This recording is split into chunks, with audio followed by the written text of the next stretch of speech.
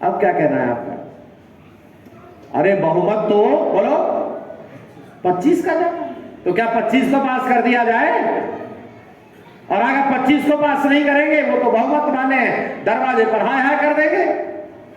यही तो हो रहा है मेरे देश में। या जिसका बहुमत हो गया वो उल्टे काम सिद्ध कर लेता है।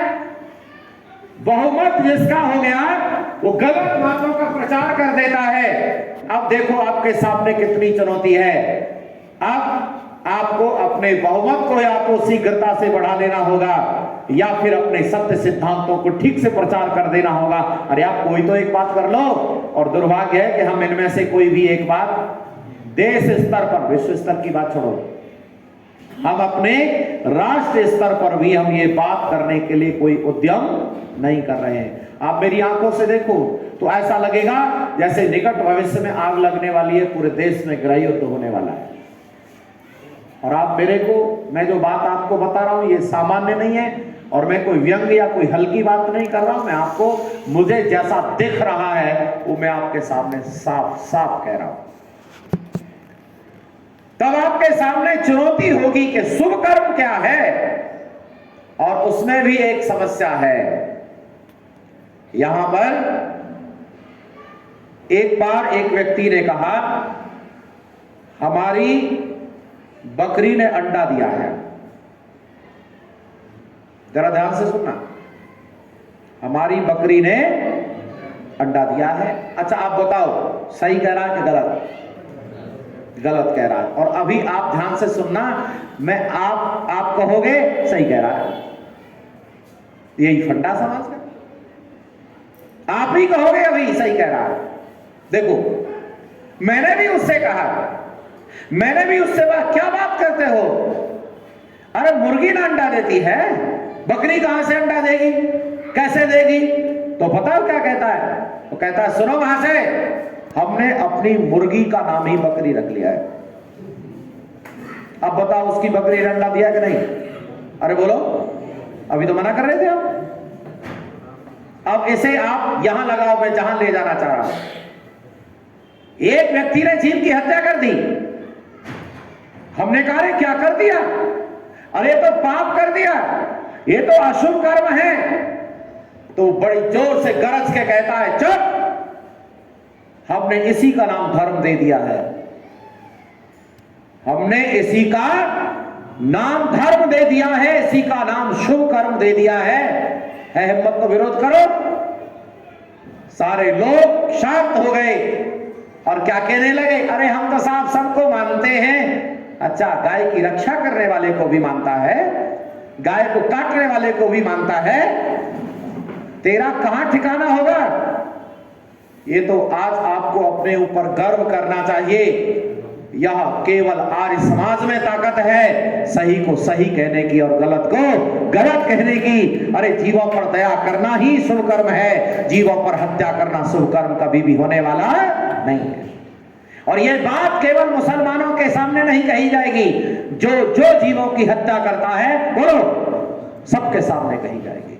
चाहे वो हिंदू है, चाहे वो मुसलमान है, चाहे वो ईसाई है, चाहे वो बौद्ध है, चाहे दुनिया का कोई भी मतावलंबी है, अगर जीवों की हत्या करता है तो वह पाप करता है, अपराध करता है, वह अशुभ कर्म है। अब देखो शुभ पहचानना कितना मुश्किल हो गया है, क्योंकि यहां लोगों ने अशुभ कर्म को भी शुभ का नाम दे दिया है। तब कैसे पहचानेंगे शुभ अशुभ? तब महर्षि दयानंद की शरण में फिर आना पड़ेगा। महर्षि दयानंद जी महाराज से निवेदन किया, हे महाराज बहुत मुश्किल हो गया है, आप हमें बताइए परिभाषा क्या है, शुभ कर्मों की परिभाषा क्या है? तब महर्षि दयानंद जी महाराज कहते हैं सुनो, उन कर्मों को शुभ कर्म कहते हैं जिन कर्मों से मुझे सुख मिलता है। इतनी परिभाषा पूरी नहीं है, ये तो परिभाषा की शुरुआत है अभी। और आप देखना ऐसी परिभाषा दुनिया का कोई आदमी काट दे तो पकड़ के लाना। ऋषि कहते हैं जिन कर्मों से मुझे सुख मिलता है और उन्हीं कर्मों से मेरे संबंधियों को सुख मिलता है, उन्हीं कर्मों से दूसरे मनुष्यों और दूसरे प्राणियों को सुख मिलता है। अरे उनको शुभ कर्म कहते हैं। यह है परिभाषा शुभ कर्म।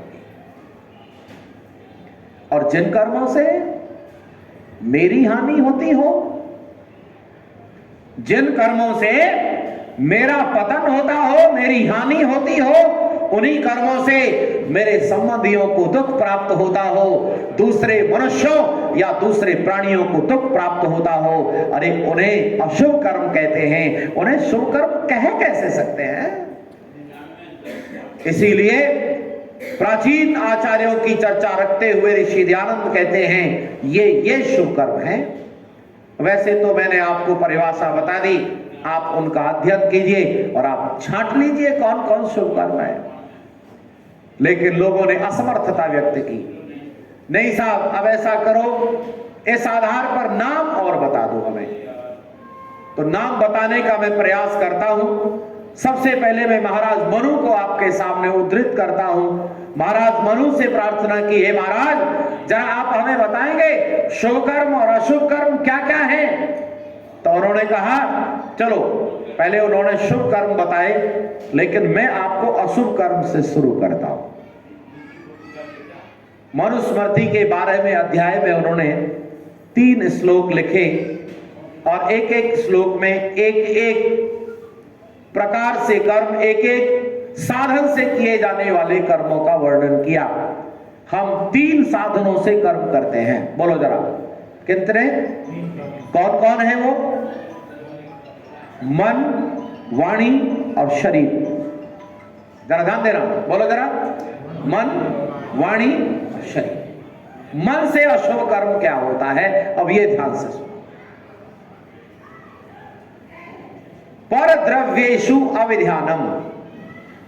और आप देखना, हम शुभ कर्मों से जितने अलग हो जाएंगे उतना सुख मिलना शुरू हो जाएगा।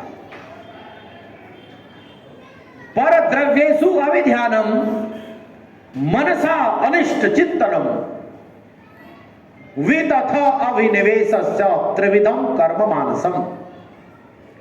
मन के 3 अशुभ कर्म हैं। पहला मन का अशुभ कर्म है पर द्रव्येषु अविध्यानम, पराये धन को हरण करने का विचार करना। अच्छा अभी हरण कर लिया नहीं, क्या किया? विचार मात्र किया।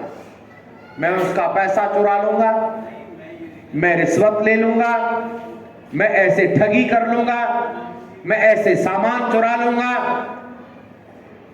पराये धन को चुराने का, हरण करने का विचार मात्र करना अशुभ कर्म है मन का। एक बात और कह दूं ताकि ये बात और अच्छे से समझें आप लोग। हमने मन में जो कर्म किया है, कर रहे हैं, उसका भी परिणाम एक दिन आएगा। वाणी से जो बोला जा रहा है उसका भी परिणाम एक दिन आएगा।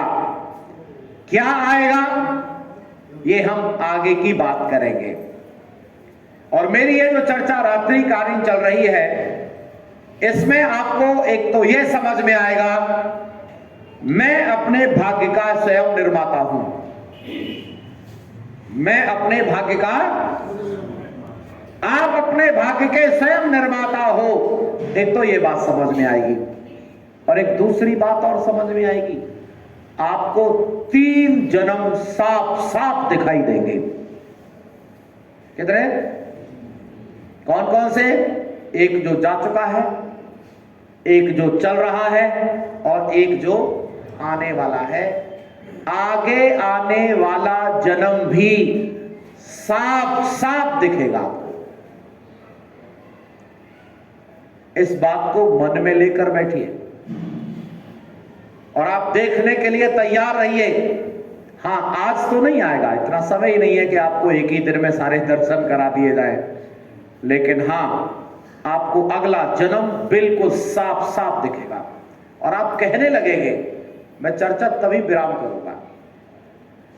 प्यारे बंधुओं, पराये धन को हरण करने का विचार करना ये मन का पहला दोष है। अगर कोई भी व्यक्ति ऐसा भाव रखता है तो बहुत बड़ा अपराध कर रहा है, पाप कर रहा है। दूसरा है दूसरे व्यक्ति का अनिष्ट करने का विचार करना। धन चुराना, धन लेना एक बात और हानि पहुंचाना दूसरी बात। मैं उसे ऐसे मार दूंगा, मैं उसके साथ ऐसा करवा दूंगा। कराया कुछ नहीं है, सारा प्रोग्राम मस्तिष्क मन में चल रहा है, तो समझो वो पाप हो रहा है। और तीसरा दोष है ईर्ष्या करना। मैं हानि नहीं पहुंचा रहा उसको, लेकिन बैठे बैठे ही चला जा रहा हूं, बैठे बैठे ही ईर्ष्या, द्वेष, मत्सर, फालतू में दिमाग खराब हो रहा है। ये मन का दोष है, मन का अशुभ कर्म है। 3 अशुभ कर्म हो गए। 4 वाणी के अशुभ कर्म होते हैं, जिसकी किंचित चर्चा कल दोपहर में आपने सुनी। पारुष्यम अनृतम चैव पैशून्यम चाप सर्वसा असंबद्ध प्रलापश्च वांग्मय स्यात् चतुर्विधम। वाणी का पहला पाप है, पहला अपराध है कठोर बोलना। अगर आप कठोर बोलते हैं तो यह अशुभ कर्म है, और झूठ बोलते हैं तो अशुभ कर्म। अच्छा, चुगली करते हैं, कुछ लोगों को बड़ा आनंद आता है, कुछ लोगों को रोटी नहीं पचती जब तक। अच्छा, आजकल क्या है, पड़ोसन भी मिलती नहीं आपस, फेस टू फेस, अब फेसबुक के थ्रू मिलती हैं या फोन करती हैं। और बहनों में एक आदत देखी मैंने, आप मुझे बताना मैं कितना सही हूं। फोन जब कट करेंगी तो ये कहकर कट करेंगी, फिर बात करेंगे। मैं ठीक कह रहा हूं क्या? ब्रेक बंद नहीं होती। ये बहनों विशेषता होती है, ये विशेषता, ताकि सामने वाली बहन को ये न लगे कि बात ही नहीं करना चाह रही है। थोड़ी देर में बात करेंगे, उसको तसल्ली हो जाती, चलो बात जारी रहेगी। और जैसे ही कनेक्शन फिट हुआ, इसीलिए हमें एक कभी किसी उपदेशक ने बताई थी एक बात, वो ऐसे याद है जैसे कल बताई हो। उसने एक बात बताई, महिलाएं लोकल अखबार होती हैं। देखो क्या कह दिया उसने।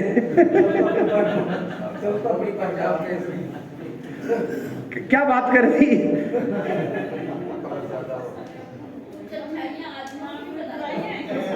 बिल्कुल घबराओ मत, सबकी बताऊंगा, सबकी बताऊंगा। मेरे लिए आप बहुत आदरणीय हैं, मैं आपकी तरफ कोई अपमान नहीं कर रहा हूं। मैं सुनो, वैसे तो आप लोगों की बड़ाई कर दिया ना। हाँ जी, आइए बोलिए। ओ, पहला दोष बताया कठोर बोलना। आपने सभा में कुछ लोगों को देखा होगा, मैं तो बोलूंगा चाहे किसी को बुरा लग जाए। ऐसा व्यक्ति अगर कुछ बोलता है, सच बताओ, वो संगठन बना सकता है। और आपने ऐसा नमूना जरूर देखा होगा, जरूर देखा होगा। और वो ये समझता है कि मैं बहुत 30 मार खाऊं। अरे तेरे अभी 1-2 मिनट के व्यवहार से पूरा समाज बिगड़ जाएगा। इसीलिए कठोर पर कंट्रोल करो। क्या होता है क्या? मैं आपको महात्मा विदुर को सामने ला सकता हूं। महात्मा विदुर को बुलाया धृतराष्ट्र ने, विदुर आजकल मुझे नींद नहीं आती है, तुम बता सकते हो क्यों नहीं आती है? क्योंकि वो नीतिवान व्यक्ति था और वो कह सकता था महाराज इसीलिए नींद नहीं आ रही तुम्हें। लेकिन उसका तरीका देखो, उसका सलीका देखो। वो क्या कहता है, महाराज मैं कैसे बता सकता हूं आपको नींद क्यों नहीं आ रही? हाँ, मैं ये जरूर बता सकता हूं नींद किस किस को नहीं आती।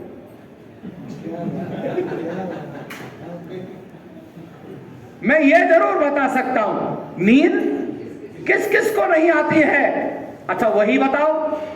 अब देखो वो ये तरीका बता रहा है ताकि तुम देख लो तुम कौन से नंबर के हो, उनमें से कौन सा नंबर है तुम्हारा। मैं नहीं डायरेक्ट कह सकता। वो कह रहा है जो अन्याय का पक्ष लेता है उसको नींद नहीं आती। क्यों जी, धृतराष्ट्र ऐसा है कि नहीं? डायरेक्ट आ रही है देखो बात वही, लेकिन तरीका देखो उसका।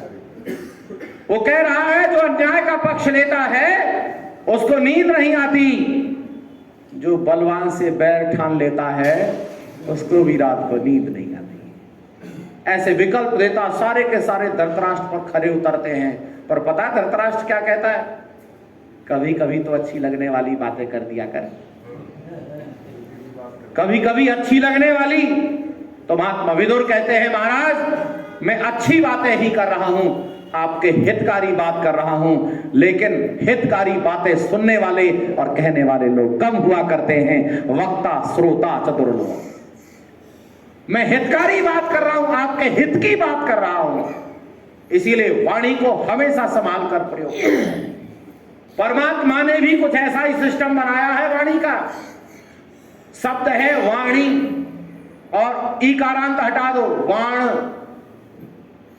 दोनों एक जैसे हैं। और कमाल देखो, वाण चढ़ता है धनुष पर और वो जैसा धनुष है वैसा ही ये डिजाइन बनाया है। देखो परमात्मा का सिस्टम देखो। आप जरा अपने मुंह की डिजाइन देखो। आपने धनुष देखा होगा, जो आगे वाला टेढ़ा सा डंडा होता है वो ऊपर वाला ओट ऐसा ही है, और जो डोरी होती है वो नीचे वाला ओट ऐसा ही है, और तीर की तरह आपकी जवान काम करेगी। और एक बार तीर का घाव, बाण का घाव तो भर सकता है, लेकिन वाणी का घाव सहज नहीं भरा सकता। इसीलिए वाणी को तोलने के लिए कहा गया। वाणी को तोलो, विचार करो। वाणी के गुणों के बारे में बताऊंगा, लेकिन अभी हम वाणी के दोष सुन रहे हैं।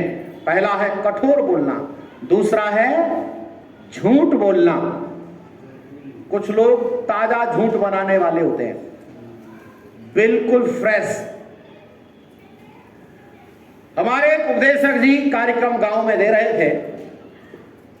एक सज्जन के साथ कार्यक्रम समाप्त होने के बाद भ्रमण करने के लिए निकले। एक व्यक्ति सामने से आता हुआ कुछ कहता हुआ निकल गया। महाशय जी से, उपदेशक जी से कहता है, महाशय जी ये झूठा आदमी के साथ कहां जा रहे हो? महाशय जी ने पूछ लिया उससे कि भाई ये क्या कह गया? तो पता है क्या कहता है? अरे मेरा मित्र है, वो कुछ भी कहता रहता है। अच्छा, बात रफा दफा है, वही कि नहीं? एक ही बात में एक बात कही, बात रफा दफा। थोड़ी देर बाद चलने के बाद एक आदमी और आया और उसने पूछ लिया कहां जा रहे हो? अच्छा बताओ कहां जा रहे थे? अरे बताइए, भ्रमण करने जा रहे थे। लेकिन पता है क्या कहता है? वो कहता है पलवल जा रहे हैं। फरीदाबाद में अगर हो तो क्या कह रहा है? पलवल जा रहे हैं। अच्छा, अब तो पक्का पता चल गया महाशय जी को कि जा रहे घूमने, और कह रहा है पलवल की। तब पता है महाशय जी क्या कहते हैं? अरे ये बता तूने पलवल क्यों कह दिया? अरे हम तो घूमने ही जा रहे थे। तो वो कहता बस ऐसे ही निकल गया, कोई बात नहीं। अब महाशय जी के मस्तिष्क में एक प्रश्न और पैदा हुआ, हम लौट कर आएंगे, कहीं ये व्यक्ति फिर दोबारा न मिल जाए। जो ये पूछ रहा था कहां जा रहे हो, यह व्यक्ति फिर दोबारा न मिल जाए। और कमाल है, ऐसा ही हो गया। वो घूम करके लौट कर आ रहे थे, इतनी देर में वो व्यक्ति भी काम करके लौट रहा था। उसने फिर वही प्रश्न किया, अरे तुम तो पलवल जा रहे थे, अरे तुम तो पलवल जा रहे थे, गए क्यों नहीं? अब महाशय जी ये सोच रहे हैं कि अब ये क्या कहेगा। इतनी देर में उसने कह दिया, अरे पलवल जाके जो काम करना था वो यही बन गया। पलवल जाके जो काम करना था वह यही बन गया। देखो कितना सटीक उत्तर दे रहा है, लेकिन सच बोल रहा है कि झूठ बोल रहा है? अब महाशय जी को रखा नहीं गया। वो कहते ये बता रहे तू झूठ इतना कैसे बोलता है? वो कह रहा है फैक्ट्री सी अपने आप निकलता रहता है। ऐसे बहुत लोग मिलेंगे, आपके आसपास भी मिलेंगे। क्यों जी, मिलेंगे कि नहीं? बहुत लोग ताजा झूठ बनाते रहते हैं और आपको यकीन दिला देंगे, आपको लगने लगेगा बिल्कुल सही कह रहा है, बिल्कुल सही कह रहा है। कमाल हो गया, एक आदमी से कहा अमुक समय अमुक तारीख को इस दिन मिलना है इतने बजे। वो व्यक्ति 10 बजे मिलने की कह करके 11 बजे आया। आप उस पर बहुत गर्म होंगे, 1 घंटा लेट आया है, क्या कर रहा था? तो उसने आकर कहा भाई देख मैं तो समय से ही आ रहा था, पर क्या करें रास्ते में एक्सीडेंट हो गया, देख ये पट्टी बनी हुई है। पट्टी बनी हुई थी आप? अच्छा, टेम्परेचर आपका डाउन हुआ कि नहीं एक झटके में? कमाल तो तब हुआ जो पट्टी नकली थी। अब बोलो क्या करोगे? ऐसे लोग ना तो खुद चैन से जीते हैं और ना ही समाज को ठीक से चलने देते हैं। इसीलिए दूसरा दोष है झूठ बोलना, तीसरा खतरनाक दोष है चुगली करना। इधर की इधर मिला दी, इधर की इधर कह दी, इधर से इधर कह दिया, आपस में विश्वास खत्म कर देते हैं। और चौथा दोष है किसी के बारे में उल्टा ही उड़ा देना। जैसे इधर बैठे व्यक्ति ने मुझे कोई बात बताई, इधर मैंने पास कर दी, इसको कहते चुगली। लेकिन इधर वाले ने कोई बात बताई ही नहीं, सारा प्रोग्राम अपने मस्तिष्क में बनाया और इसको कह दिया ये ऐसे ऐसे कह रहा था। क्यों जी, चुगली है ये चौथा दोष है असंबद्ध प्रलाप। वाणी के 4 दोष होते हैं और 3 शरीर के दोष होते हैं। अदत्तानाम उपरानम हिंसा चैवावधानतः परदारोपसेवात शारीरिम त्रिविधम स्मृतम। 3 दोष बताए शरीर के। सबसे पहला दोष है चोरी करना।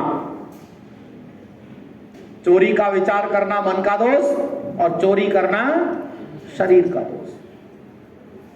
चोरी करना। दूसरा है हिंसा च अविधानतः। देखो कमाल, देखो महाराज मनु का। महाराज मनु ने खाली हिंसा नहीं लिखा, हिंसा वह जो विधान के अंतर्गत नहीं है। अगर विधान के अंतर्गत है, आप आतंकवादी को फांसी चढ़ा रहे हैं, तो वह हिंसा नहीं है, वह दोष नहीं है। देखना जरा कमाल, देखो कैसा एकदम साफ कर दिया है। हिंसा च अविधानतः, जो विधान के अंतर्गत न्याय संगत नहीं है, ऐसी हिंसा अपराध है। चोरी करना, हिंसा करना और तीसरा है व्यभिचार करना। ये शरीर के 3 दोष होते हैं। अच्छा, अब आप मुझे बताएंगे हमारा समाज इन 10 दोषों से ग्रसित है, हाँ या ना? पूरा समाज, सब मन में फालतू चिंतन चल रहा है, फालतू वाणी से कुछ भी बोला जा रहा है और लोग कहते हैं साहब संगठन नहीं बनता। संगठन कहां से बनेगा? बोलने का तो सलीका नहीं। मैं एक परिवार में गया, बड़े सम्मानित व्यक्ति आर्वीर दल का शिविर लगा रहे थे, उनको निमंत्रण देने गया। मैं उनके घर पर पहुंचा, आओ नमस्ते हुई, उसके बाद बैठ गए तो उन्होंने मेरे से पूछा क्या खाओगे? मैंने कि मैं इस समय कुछ नहीं खाऊंगा और मुझे कई लोगों को निमंत्रण देना है। तब पता है क्या कहते हैं? जब खाओगे नहीं तो आए क्यों हो? जब खाओगे नहीं कुछ तो आए क्यों हो? अच्छा बताओ, आपको कैसा लगा इस वाणी को सुनकर? आपको ऐसा लगेगा कि इस व्यक्ति से फिर मिलना चाहिए? अरे बोलो, आपके तुरंत मस्तिष्क में आएगा कि यह व्यक्ति बात करने का सलीका नहीं जानता, ये इसको ऐसे बोलना चाहिए ना। लेकिन मैं चूंकि संगठन का व्यक्ति हूं, मैंने कहा नहीं कोई बात नहीं है, खाते ही रहते, अपना घर है, बातचीत करनी थी तो 1 मिनट बैठे रहे। संयोग की बात, उनके पास पत्रिकाएं आती ही थी, पत्रिका वहां पड़ी थी, ऐसे मैं पलट रहा था तो एक पत्रिका के सबसे पिछले वाले पृष्ठ पर लिखा था, संगठन चाहने वाले व्यक्ति को वाणी संभाल कर बोलनी चाहिए।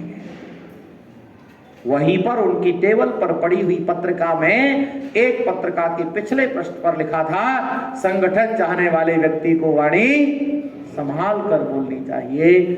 मैंने वो पत्रिका उठाई और उनको ये दिखाई। मैंने कि महाशय जी जरा पढ़ना है इसको क्या लिखा है। तुरंत समझ गए और मेरे से कहते हैं, अग्निहोत्री जी मैंने इसीलिए थोड़ा ही कहा था। मैंने कहा मैं भी इसीलिए थोड़ा ही दिखा रहा हूं, मैं इसीलिए नहीं दिखा रहा हूं, बल्कि मैं आपको ये आगाह कर रहा हूं, मेरे से कह दिया तो कह दिया, किसी और से मत कह देना। किसी और से कह दिया तो एक तो वो तत्काल चला जाएगा और फिर दोबारा तुम्हारे दरवाजे पर। इसीलिए हमेशा जो लोग संगठन चाहते हैं, चाहे परिवार का संगठन चाहते हैं, चाहे समाज का संगठन चाहते हैं, वाणी को संभाल कर बोलो। और एक बात और सुनो, वाणी और कर्म दो चीज होती है। एक व्यक्ति ने एक स्लोगन लिखा, आपकी वाणी का आपके कर्मों से मेल खाना चाहिए। ध्यान देना, पूरा स्लोगन सुनना, आनंद तब आएगा। आपकी वाणी का आपके कर्मों से मेल खाना चाहिए, और अगर मेल नहीं है तो आपकी वाणी का कोई प्रभाव नहीं पड़ेगा। क्यों? क्योंकि कर्म वाणी से ऊंचा उठकर बोलते हैं। बोलो क्या कह दिया? कर्म वाणी से ऊंचा उठकर बोलते हैं। जिस दिन आपके बारे में पता चलेगा करता क्या है, बोलता क्या है, उस दिन आपकी वाणी का कोई प्रभाव नहीं पड़ेगा। इसीलिए बंधु, मैं बड़ी विनम्रता से निवेदन करने लगा हूं, आओ अब हम गुणों की ओर चलते हैं। और वो कौन से गुण हैं? तो पहले महाराज मनु से ही पूछ लेते हैं। और बहुत ध्यान से सुनना, मैं आपको आज एक पड़ाव तक ले चलूंगा।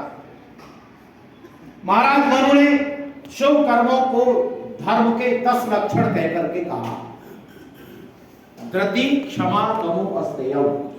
बहुत ध्यान से सुनना। धृति, क्षमा, दमो, अस्तेयम, शौचम, इंद्रिय निग्रह, धी, विद्या, सत्यम, अक्रोधो, दशकम धर्म लक्षणम।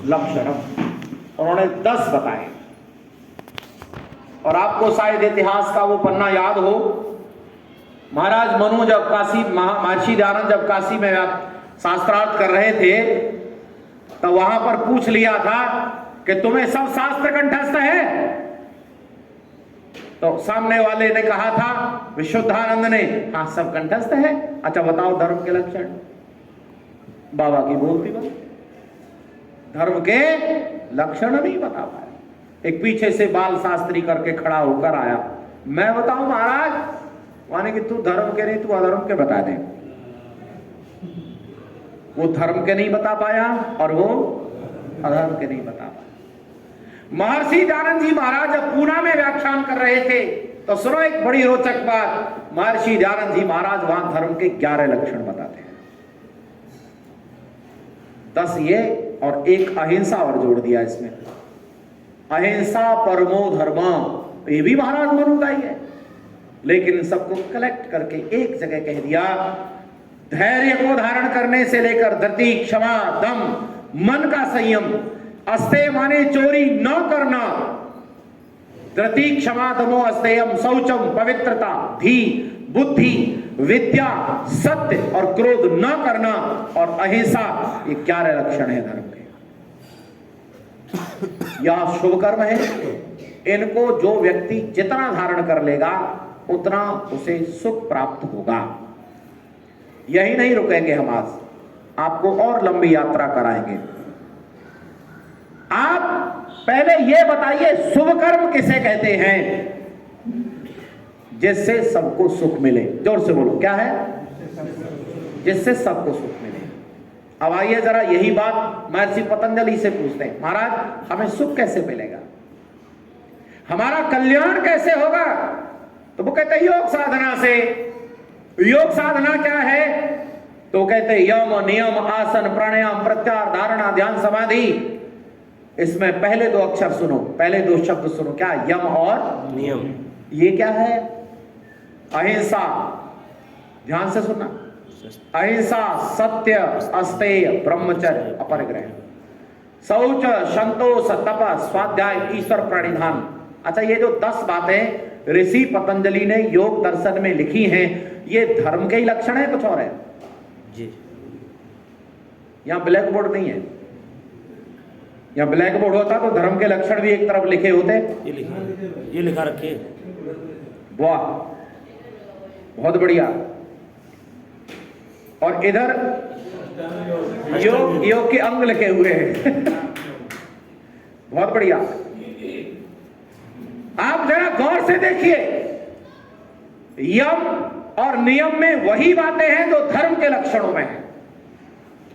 वही अहिंसा है, वही सत्य है, वही अस्तेय है, ब्रह्मचर्य है, वही पवित्रता है। अर्थात आप जितने ऋषियों को पूछेंगे, कल्याण का यही रास्ता है। हमने एक ऋषि से और पूछा, महाराज आप जरा बताइए हमारे कल्याण का रास्ता क्या है? तो उन्होंने इसी को तीर्थ नाम दे दिया। क्या नाम दे दिया? तीर्थ, जहां से तरने का साधन मिलता है। तरंत ये तत्रवा तत् तीर्थम, जहां से तरते हैं, जहां से तरने का साधन मिलता है। महाराज बताओ कुछ और। उन्होंने कहा सत्यम तीर्थम। जरा ध्यान देना, क्या?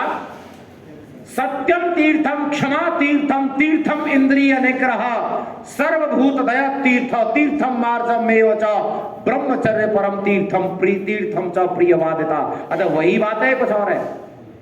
वही बातें हैं। चलो मैं और नजदीक आ रहा हूं आपके, क्योंकि ये जो बातें हैं ये केवल स्वाध्यायशील या सत्संग वाले लोग सुनते हैं। लेकिन एक पाठ ऐसा है जिसे सामाजिक विज्ञान कहते हैं या समाज शास्त्र कहते हैं, उसे समाज के लोग भी पढ़ते हैं। वहां पर एक बड़े अंकों वाला एक प्रश्न आता है, मानव मूल्यों का विस्तार से वर्णन कीजिए, ह्यूमन वैल्यूज क्या है? तो आपको आज जानकर अच्छा लगेगा, यह ही वो मानव मूल्य हैं जिसको धारण करके व्यक्ति मूल्यवान बनता है। सत्य मानव मूल्य है, क्षमा मानव मूल्य है, ब्रह्मचर्य मानव मूल्य है, सहिष्णुता मानव मूल्य है। इनको व्यक्ति धारण करता है तो व्यक्ति, बोलो जरा, मूल्यवान बनता है। अब इसका व्यावहारिक स्वरूप देख लीजिए। सबसे पहले व्यावहारिक स्वरूप हम अपने वैदिक काल में देखेंगे, जब ऐसा काल था जब सारे के सारे भारतवासी इन मूल्यों को व्यावहारिक जीते थे। हाँ या ना? तो कहीं कोई अत्याचार नहीं होता था। चोरी, डकैती, बदमाशी, व्यभिचार, दुराचार, अत्याचार, भ्रष्टाचार, घोटाला नहीं होता। कोई ताला नहीं लगता, कोई किसी का सामान नहीं चुराता, कोई किसी का हक नहीं दबाता था।